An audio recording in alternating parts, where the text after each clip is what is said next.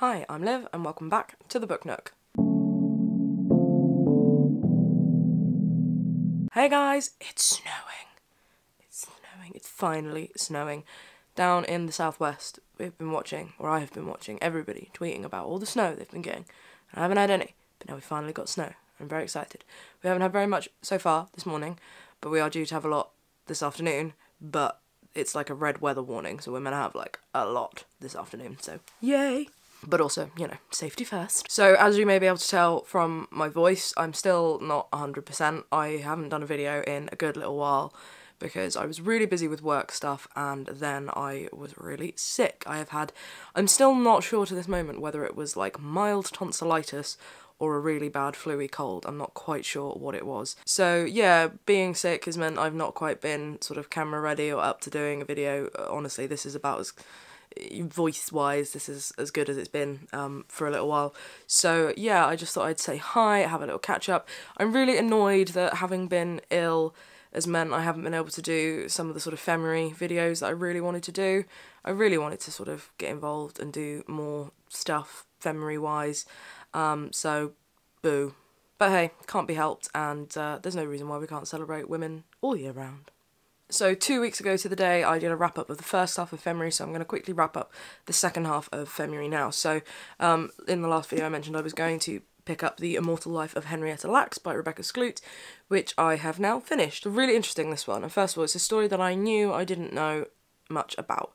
I've heard a lot of people talking about this book and about the whole story of Henrietta, and I knew that I didn't know enough about it.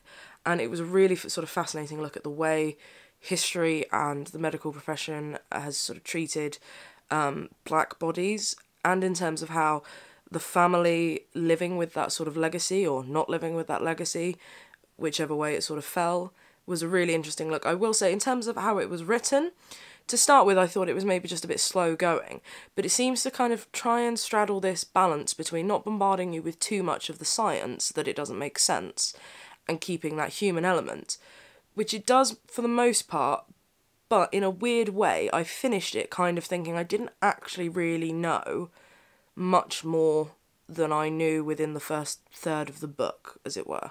Which feels potentially really unfair, but as I say, the way it was written just kind of felt a little withholding, and I think for the right reasons, as I say, trying not to bombard you with the science, and the science it did give you, it sort of tried to explain in an easy way, but it actually didn't really explain things clearly enough for my liking. Entirely worth reading, so fascinating, so important to know the history of medical progress and how it hinges on this one woman, and the fact that her family didn't really know that or see any of that until, you know, people dig into Henrietta past, and even then everything just got very, very muddy. It's absolutely fascinating, so I really do recommend it. Despite what I said, you know, the writing style maybe not working for me, it is one that I think everybody should read. So the next book I read was Juno Dawson's The Gender Games. So this is a look at gender and the constructs of gender from the perspective of Juno Dawson, who of course transitioned from male to female. I will say I don't know whether this month I've just been having slight problems with non-fiction more so than normal, but again, it seemed to kind of, I don't really know how to put this. There were some elements that I just sort of thought, I needed a little bit more there, if that makes sense. It looks at gender constructs, how it affects men and women, how we have sort of backed ourselves into these sort of assumptions about how we should act as men and women and how that harms everybody. Juno Dawson is looking at the wider picture and framing her story and her life in terms of the wider context. And what I do love in this is that Juno Dawson, you know, points out at more than one occasion that she can't speak for every transgender person, she can't speak for every woman, she can't speak for every gay man, she can't speak for any of these whole communities. This is her story, and as I say, framed within this wider construct and how she sees these gender constructs and the effects of that. And I thought that was really well handled, and as I say, there's a lightness of tone and a humour in there that I think is just really refreshing and is it is a really good, as I say, I don't know whether it's just me at the moment having sort of slight problems with non-fiction and the balance kind of thing and what I'm expecting versus what I get. And possibly that was part of it. Perhaps I was expecting more of a memoir story than what I got. But what I got, as I say, is a really moving and really important book that, as I say, think is a fantastic addition to this new canon of gender writing. You know, your Grayson Perrys, your Laura Bates, that sort of thing, that looks at how these rigid gender constructs and societal kind of assumptions and implications of gender can harm everybody. So a really important addition to that, really worth reading. Yeah, Juno Dawson's Gender Games, thoroughly recommend. I couldn't decide what I was going to say then, and I realised it was about to come out as horridly recommend. Read it quickly, go on. Sorry guys, I know it doesn't really matter, but I'm not quite at full strength here, and I'm not saying quite what I want to say about the books because I'm not all here at the moment, but you know, I've not done a video for 2 weeks and I wanted to talk about books, so forgive me for not being quite on it. So then the next book I read is a funny little one, based on a true story by Delphine de Vigan, and I bought this one a little while ago, and it's another one that deals with obsession and female friendship, so I was really kind of hoping or expecting another one that's a little bit like Exquisite by Sarah Stovall. I was expecting this sort of slightly bonkers look at obsession and female friendship. But what I got was, it's quite a slow burner, and it's more of a literary look at the power of truth and of fiction. And normally, I think that would be totally my thing. But it didn't quite... It was such a slow burner that when stuff finally started kicking off in the last quarter of the book, it was like, yeah, okay, let's get on with it now. Which was a shame, because the writing in itself is very sort of beautifully done, very intelligent, possibly sometimes a little overdone and overcooked, maybe. But I am absolutely fascinated by this, and as I say, in terms of truth and fiction, this one put me in mind of Anne Goretta's One More Day, Just One Day, I can't remember what that one was called now, because it's examining authorship and truth in this. And the really interesting sort of part of this and the way it's woven in is that you don't actually know how much of this book in itself is based on a true story. So in the book, the main character is a writer called Delphine, and she has not long ago published a book that was a true story about her mother and her family. And that is true in real life, and all the sort of clues to the previous book and the writing tie in with the book that Delphine de Vigan has previously written in real life. So it blurs that boundary quite nicely. So there are some quite sort of philosophical, I'd say conversations, but it's, as Delphine in the book acknowledges, a lot of the time it's just Elle talking at her about her views. But some philosophical kind of musings on the nature of fiction and reality in fiction and how far you expect truth in fiction and where those boundaries are. So it's a really clever book. And I will grant it that. It's very clever, and I am intrigued by that. And it's another one, much like with the Anne Goretta, that you could write essays on and you could explore and have some really interesting discussions and debates about. But in terms of a literary thriller, it didn't quite have me sold, which is a shame because that was what I kind of needed at the time. But what can you do? If you have read this one as well, can you talk to me about the letters that Delphine gets sent? And at the end, when she says, she doesn't explicitly say who they're from, but she says she's figured it out. I know who I think she means. But if you finish this, can you just talk to me about that? Because my tiny fried ill mind is a little confused. Next up, I read Tomi Adeyemi's Children of Blood and Bone, and I know, my Kindle. I know, heresy. I dug my Kindle out again because there were some digital galleys that I wanted to load up on here, and I hadn't really touched this for a while. I've got like 313 books on here, most of which are digital proofs. So yeah, that just means I'm never going to count my actual physical TBR because that would be painful.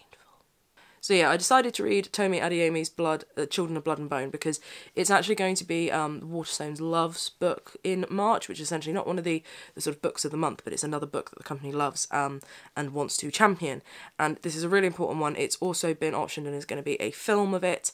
and I was just really intrigued by it. It's totally not my normal kind of thing. It's YA and it's fantasy, which is not, as I say, it's not my traditional kind of wheelhouse anymore. But I was really intrigued by this one because it is a story that draws on African heritage and its voices that you don't traditionally haven't been heard from enough. And again, exploring this heritage is so beautiful and so powerful and magical, and in terms of the world building as well, it is steeped in this you can feel this heritage, but in terms of a magical world building and the imagination of it as well, it is so amazing. And it's just a really, really good story as well. Essentially, in this world, magic, the Magi's have, and I never know whether it's Magi or Magi. Essentially, all the people who could do magic, the magic was destroyed by this king who had problems with magic for reasons that become clear in the book, and he killed all of the people that could do magic and destroyed the artifacts that allowed them to do magic, and all of the people who would potentially grow up to be able to do magic are now seen as sort of maggots in society. That's what they're called, maggots. And then the main character, Zaylee, which I'm probably pronouncing wrong because there's an accent over one of the E's, and I'm really bad at figuring out accents and what you're supposed to do with them. But I've been calling her Zaylee in my head. So the main character, Zaylee, gets drawn into this sort of hunt for these artifacts. And so in a way, it's your traditional kind of magic is dead, something happens, inciting incident, group of young heroes are drawn into this sort of quest to bring back magic. And that's the kind of bread and butter of it, and that is, you know, what draws you into it, this quest. But what's so amazing is the overlapping of characters. You've got Amari and Inan, who are part of the royal family, and the differences between them, so they're brother and sister, and they part ways. I don't want to do spoiler alerts because this is genuinely, it's a really interesting book and really good. And it's the first one for a while, as I say, YA fantasy, not normally my wheelhouse, but reading it. And sort of for the first quarter, it was getting used to reading YA fantasy again. But once I got into it, it is so good. Magic is amazing, the characters are amazing, the connections between them, the storylines, the dialogue, everything is just absolutely fantastic. I am so excited to see the film of this when it eventually happens. I don't actually know any more than it's going to be a film.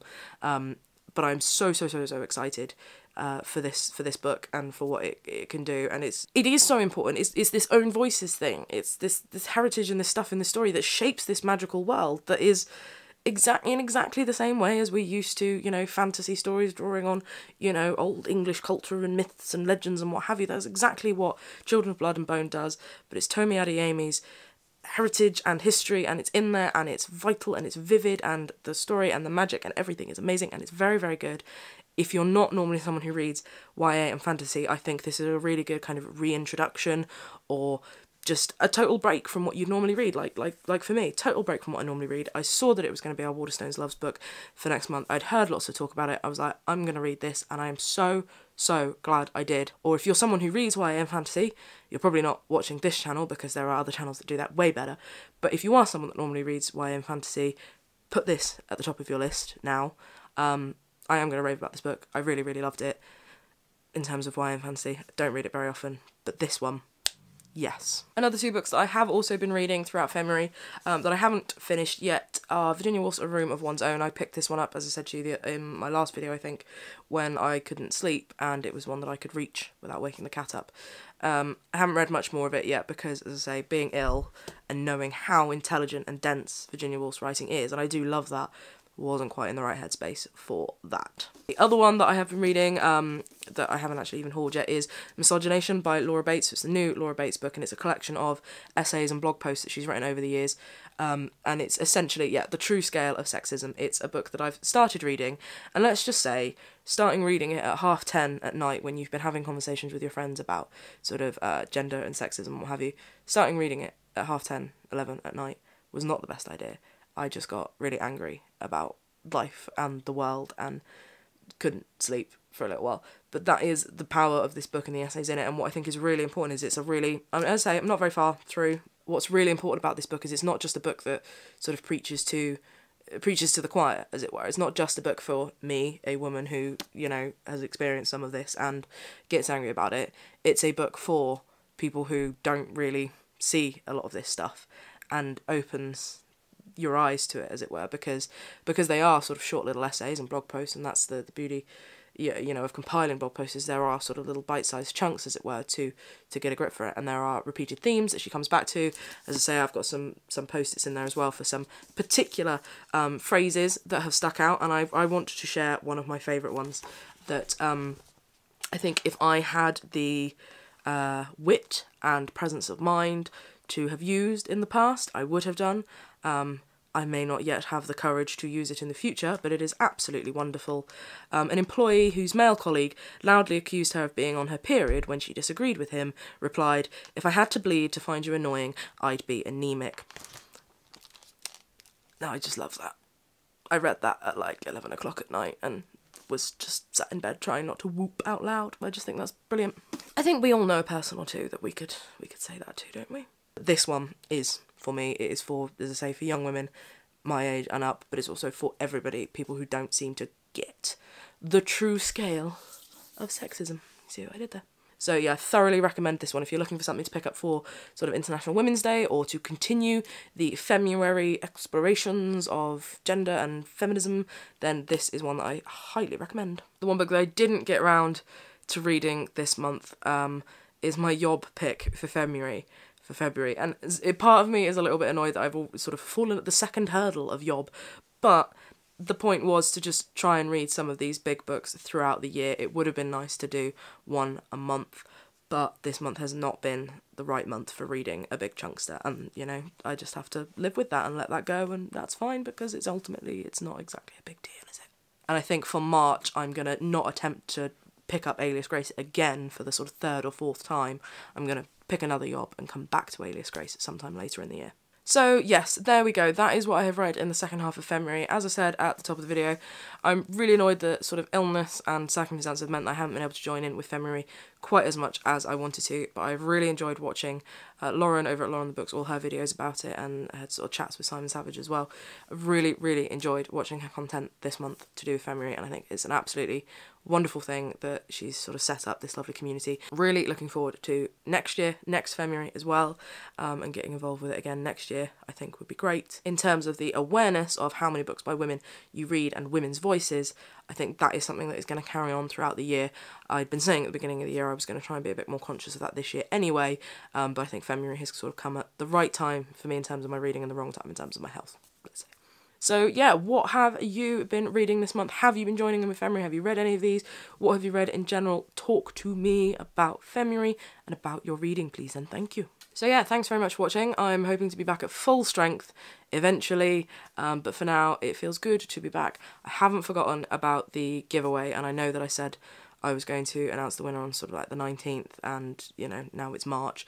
Sorry about that, guys. Haven't forgotten about it, and I will be sorting that next week, I think, just when I've got myself a little bit more screwed on together. So yeah, thanks very much for watching, and I shall see you next time. Bye bye.